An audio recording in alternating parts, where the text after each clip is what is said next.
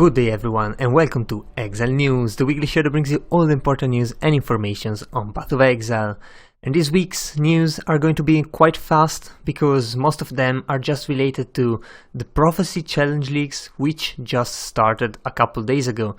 So first up we got some prophecy screenshots, and as you can see it's pretty much everything related to prophecies. For example, a Ghosted Rogue Exile you will get in one of the chain prophecies, that kind of stuff. There's also one for the endgame labyrinth, a double Kuduku, because that's where you just 6-links everything pretty much, and some 3D art, Skyforth boots, Heretic's Veil, and all that kind of stuff. We also got the new prophecy challenges.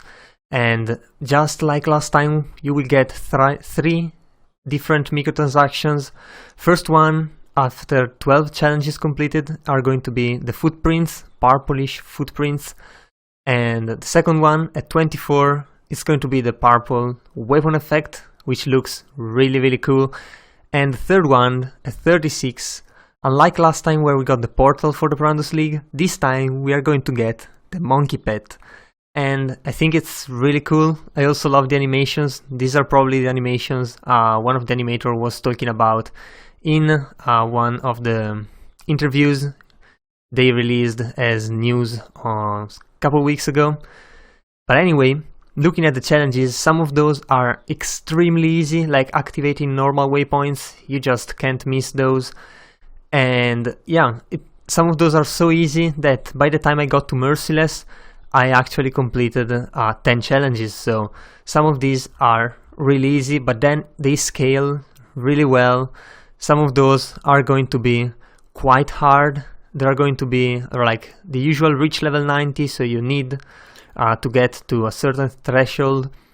You will need to unseal the endgame labyrinth and kill Argus within it. I'm pretty sure this Argus will be very strong, mostly one-shotting a lot of squishy builds while he's enraged, so be careful about that.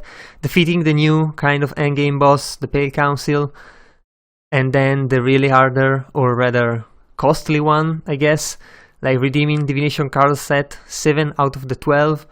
There's the Brittle Emperor, there are others really rare, so completing this one is probably going to be not for everyone. And it's probably going to be the one the most players leave right there. There's also some other which require a lot of time and cannot be bought. For example, getting maps from map bosses, 300 of them. So you will need to farm a lot of maps. Just quick rushing low level maps will probably be the key in the end for doing this one. There's again the usual maps with 8 mods, but you can just join global for that one, especially in the last weeks of the league. And then probably the one that takes the most time, completing 2 endgame grinds out of the 4. 20 Ambrius, you will need the maps. Those are going to be quite rare and really costly unless you can provide them for yourself. 100 Aziris, again you will probably need to buy sets. That's just if you like Aziri. 40 Zaros are probably the easiest ones, although it's in the end game labyrinth, so you will need to be able to run that one. And 1,200 Vols in Merciless.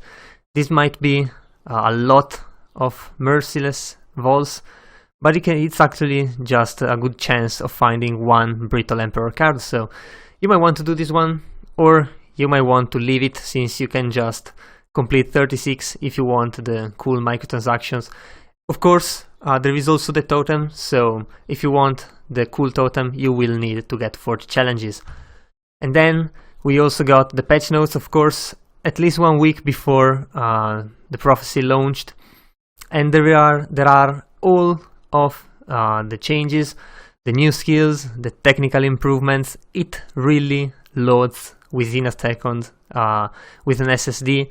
That's actually crazy. You might experience a couple of stutterings here and there, maybe when you load a new zone or you get into a new city. It's because the game is loading in the background, so that's why it actually takes really nothing from when you start the game to actually go into the login, which is pretty cool. although I wouldn't mind it taking like 20 seconds and maybe do not stutter at all in the game.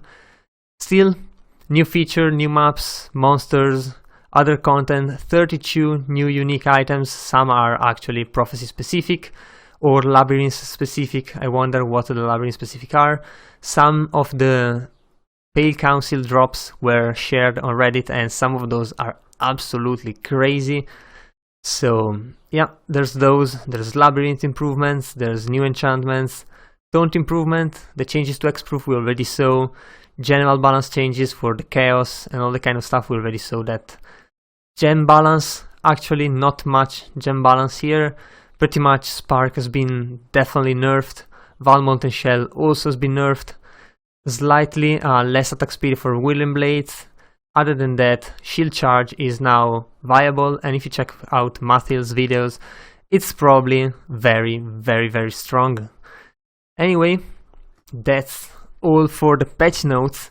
We also got a new reveal by Ziggy D, which is the Overflowing Chalice, and this is a new flask.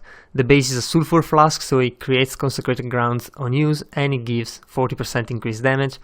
But what does it do? Basically, while the flask is active, your other flasks gain charges, but basically double the rate. However, this flask cannot gain charges while it's up, and while it's not up, it gains increased charges. So you basically have to balance this flask with your other flasks, or just Ghost Pathfinder and don't really care about it, I guess. We also got, of course, the new informations for the item filter, and you can check it out here. There is the new offline tree calculator if you need it when you cannot just play or when you do not have internet connection for some reason. Here is the link for it. Also, if you do not use any loot filters of the one made available by the community, for example, Never Sinks one or the other, you might want to know all these terms here to create your own loot filter. And other than that, the last thing is the launch, which of course already happened, so it doesn't really matter, except some of the streamers actually got the spotlight on Twitch, so that's actually really cool.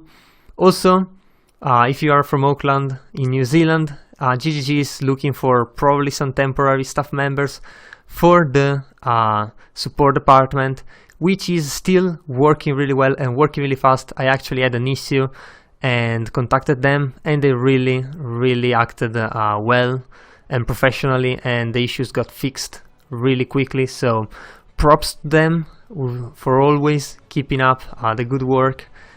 And I guess that was all for this week. If you enjoyed the video, leave a like and a comment down below. Also, if you want to remain updated every week, be sure to subscribe to my channel. So that was all. I've been your host Giorgio, and I'll see you guys the next time.